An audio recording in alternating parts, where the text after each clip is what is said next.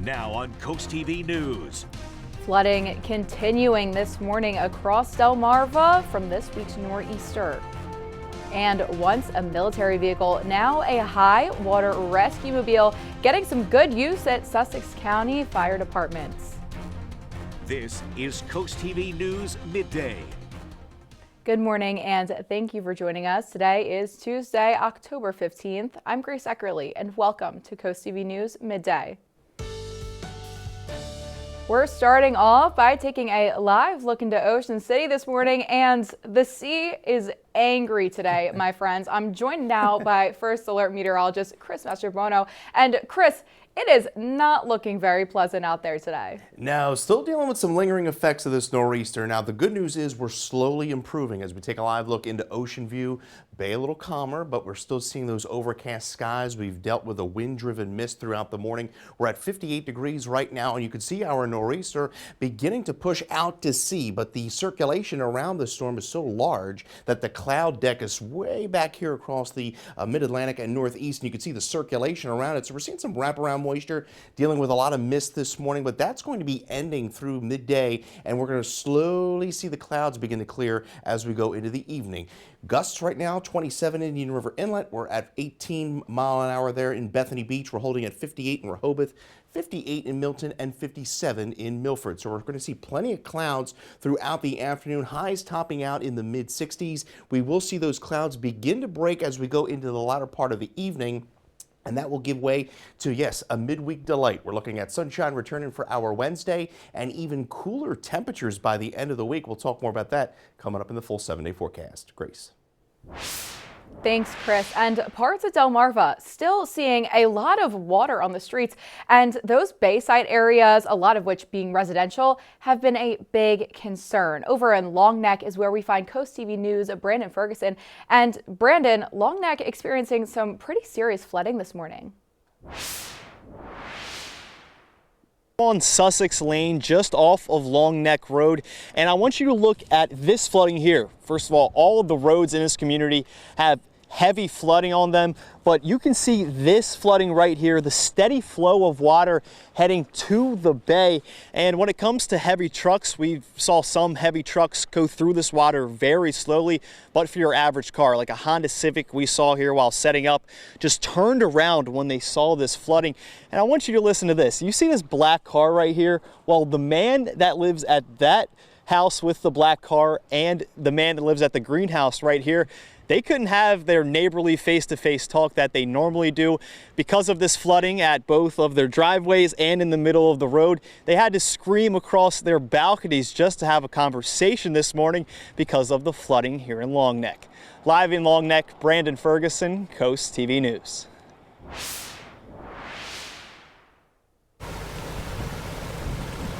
And Indian River firefighters using this high water vehicle to make rescues. It was equipped with boats, blankets, life jackets, and stretcher boards. Those firefighters tell Coast TV the big truck was so heavily needed in the storm. Just for the fall, it's some winter use as well? We use it in the winter for access through the snow and in deeper snow. It can be used for snow plow. We don't have a plow, but it can also lead the way for engines to get through. Yesterday we used it a total of 3 times, 2 for medical reasons and 1 for water rescue for where a car ran through the water and didn't quite make it. As the nor'easter heads out of town, the emergency vehicles can head back to their resting spot. New today, a Sussex County Fire Company getting some new life-saving tools as well to help protect farmers in emergencies. The Frankfort Volunteer Fire Company has received a grain rescue tube and specialized training to go with that. Now, according to the Delaware Farm Bureau, the new equipment will help first responders save lives during grain entrapments. And the training included some hands-on rescue simulations and using the mobile grain entrapment simulator. Developing a plan to regulate growth in Sussex County. The Land Use Reform Group was established in March and has held over 10 meetings in the past several months. They created 20 total recommendations for the County Council to consider. According to Sussex County Administrator Todd Lawson, the council is prepared to get to work on this project. Now, they're reviewing the recommendations at their 9:30 a.m. meeting that happened earlier today. an update in Ocean View restoring protesting rights. Now, that's the possibility being considered at this afternoon's council meeting. According to the agenda, repealing a controversial ordinance relating to protests in town could occur. Now, this is an ordinance that requires a permit fee of $150, a 36-hour notice of a proposed protest, and protesting only between the hours of 8 a.m. and 8 p.m. Also, no masks allowed. Now, the ACLU sent a letter to the town stating that the restrictions violates the First Amendment. Happening today, it is the final day of paid parking in Lewes, and the downtown area is actually one of the last places in Delmarva to shut off its meters. Now, as many other coastal communities did so in late September, according to the city, after today, it will no longer cost $1.50 to park downtown. Those beach meters have been shut off since September 30th, though, and in Ocean City, paid parking will run through Halloween. The holiday season is quickly approaching, and the Food Bank of Delaware is preparing for Thanksgiving already. The organization says its annual Thanksgiving food drive takes place now through September 15th, and thousands of turkeys are expected to be given to families in need. The Food Bank of Delaware says it is in need of items such as canned vegetables, instant mashed potatoes, and, of course, turkeys. Now, to find out what else people can donate and where to drop items off, you can head to our article on CoastTVnews.com.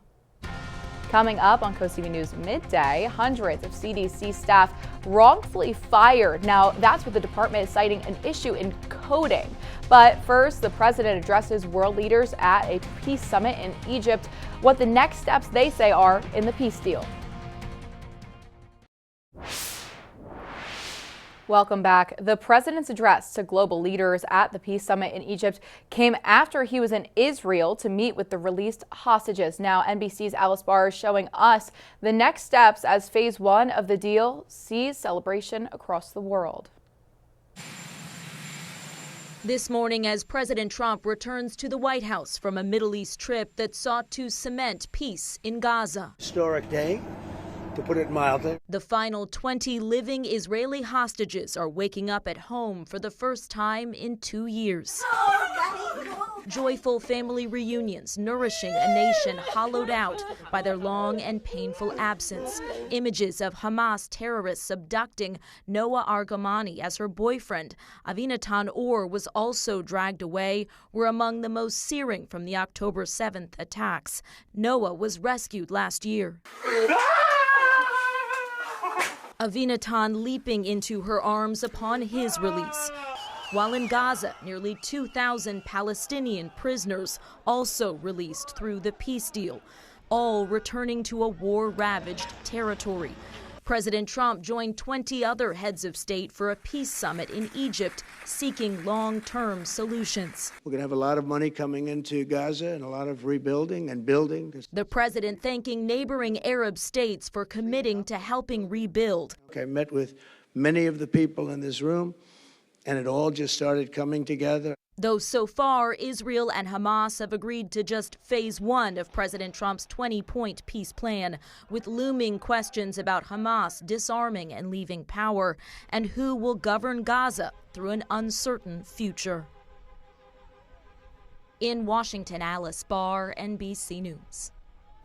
Well, we're seeing that wet camera lens in Cambridge. It's been a misty morning on Delmarva. Temperature there 57 degrees. Well, we're going to shed the mist and eventually the clouds by this evening. Mostly cloudy skies this afternoon. Highs in the mid-60s. Congratulations to Liz Rangan, Milton, Delaware. You're the winner of our Coast TV weather umbrella. Coming up, I'll have details on when the sunshine makes a return when Coast TV News Midday comes right back. Well, a gloomy and damp morning in Rehoboth Beach. As we take a live look there, you can see the damp boardwalk there. Wave action still, but we're seeing waves up to 4 to 7 feet. We had some drizzle this morning. That has since dissipated. We're at 58 degrees right now in Rehoboth. And our coastal low that really has been plaguing us since late Saturday, finally beginning to push out to sea. But you can see the circulation around the low, bringing clouds and rain and showers all the way back towards the East Coast and New England. England now. Thankfully here we're not dealing with any more heavy rain, even moderate rain, just dealing with some pesky little drizzle and some moderate mist out there. That will be dissipating through the afternoon. Winds gusting upwards of about 27 miles an hour Indian River Inland out of the north-northeast, so it will be a breezy day. We have coastal flood advisories continuing through about 8 o'clock this evening. That is due in part to high tide this afternoon, and that coastal flood advisory extending down to Accomack as well as Worcester County, and the gale warning continues through about 4 o'clock this afternoon for gusts upwards of 30, 40 off the coast. So we were at major 2 days ago, moderate yesterday, so we're beginning to see the levels drop. Minor flooding possible through high tide this evening. We could see up to a foot of inundation, Rehoboth Bay, as well as Little Assawoman Bay. And here is your high tides this afternoon: 351 in Lewes, Indian River Inlet, 404, and we're coming in there at 237 Fenwick Island and 350 Ocean City Inlet. Cloudy skies through the day today. We're not really going to see the clouds exit till later on tonight. Winds out of the north-northeast, gusting upwards of 30 through the evening at the coast. As we go into the day tomorrow, we'll see more of a north-northwest wind, gusts upwards of 20, 25, and those winds will pick up again later tomorrow through the evening as a cold front advances southward. Now, the clouds are going to be with us throughout the day and into the evening, and notice as we go into the nighttime, we begin to see those clouds push out to sea. Clearer skies by tomorrow, and we're up to the 70 degrees by tomorrow, and that's ahead of a cold front that's going to be pushing southward. And look at where we're at by Thursday morning, lower 40s. So yes, we're going to see some chilly air pushing here, all thanks to this backdoor cold front that's going to be pushing through late Wednesday through Thursday. And we're looking at some cool temperatures. Average high is 70. We're down to 62 on Thursday, 63 Friday with sunshine.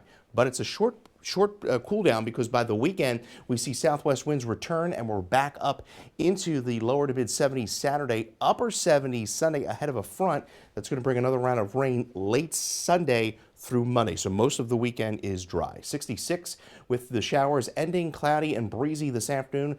Gradual clearing through the night, breezy at the coast. We're at 71, a midweek delight as that sunshine returns, and we're dropping down to 62 on Thursday.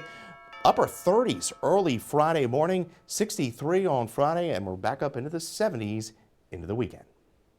Hope you're enjoying your Tuesday so far, and we hope you join us today at 4 o'clock on Coast Life, because we've got another great debate for you. We are talking scary movies or ghost stories, which is your preference. We've also got another dish of the week for you to check out from our friends at Benvenuto. All of that and so much more is happening today at 4 on Coast Life. We'll see you then. In Ocean City, the future of a moratorium on short-term rental licenses up for debate. The pause went into effect at the beginning of the year. The Ocean City Council and Mayor Rick Meehan are taking this up at the meeting today. This comes just months after the town put a temporary hold on new rental licenses in R1 and MH areas. And while the council says it believes this was done in good faith, some people living in Ocean City think that it's an overuse of government power. They're going to restrict a person's ability to use their property as they had intended. I'm not in favor of, government telling people how to live their lives. Any rentals that are 31 days or more, they're still allowed. Year-round rentals, seasonal rentals, the monthly rentals, those aren't being affected by this. It's just those short-term rentals. If the council does opt to extend the moratorium, they will then need to determine for how long and if they want additional regulations. Coming up on CoastTV News after the break, hundreds of CDC employees fired and reinstated, how a coding issue wrongfully fired mass amounts of staff, and who was reinstated today. Hundreds of staff fired from the Center for Disease Control and Prevention as the weekend began have now been reinstated. Now that's according to the American Federation of Government Employees. On Friday, 1,300 CDC workers received layoff notices, but 700 reinstated the next day. A Health and Human Services official says the layoffs were sent by mistake. They blame a coding error. Late Friday, President Trump said he plans to fire, quote, a lot of federal workers in retaliation for the government shutdown. That move now being challenged in court. Doctors will soon have another tool to help rule out whether a person has developed Alzheimer's disease. On Monday, the FDA cleared another blood test that could help determine whether someone has the disease. Now, officials say the test is geared towards adults 55 plus and who are showing signs of cognitive decline. Now, it works by testing for high levels of proteins that are known to be associated with Alzheimer's. And this is the second blood test that the FDA has approved to help detect the disease. Taking a live look into a gloomy Milford at this hour. Temperatures are around 57 degrees. Winds relatively calm there. We're going to see highs generally in the mid-60s this afternoon under cloudy skies. You get your forecast anytime by dialing the First Alert Weather phone. We'll have a look at your 10-day forecast right after the break. Now check this out, a quick cleanup after a Vienna sausage-sized mess. The Delaware Republican Party posted this video to their Facebook page. In it, they say you can see someone walking up to the headquarters, then leaving Vienna sausages at the building. The Delaware Republican Party has not reported any damage resulting from this. Okay. Well, as we take a live look, well, actually, we're taking a look at the 10-day forecast. We're finally going to see the rain clear off the coast, and we're going to see the clouds clear this evening. We're looking at that mist ending, 66 this afternoon, 71. Sunshine returns into our Wednesday, and we are looking at a beautiful end of the week, nice and cool, temperatures in the low 60s, and we go right up to the mid-upper 70s over the weekend. Grace.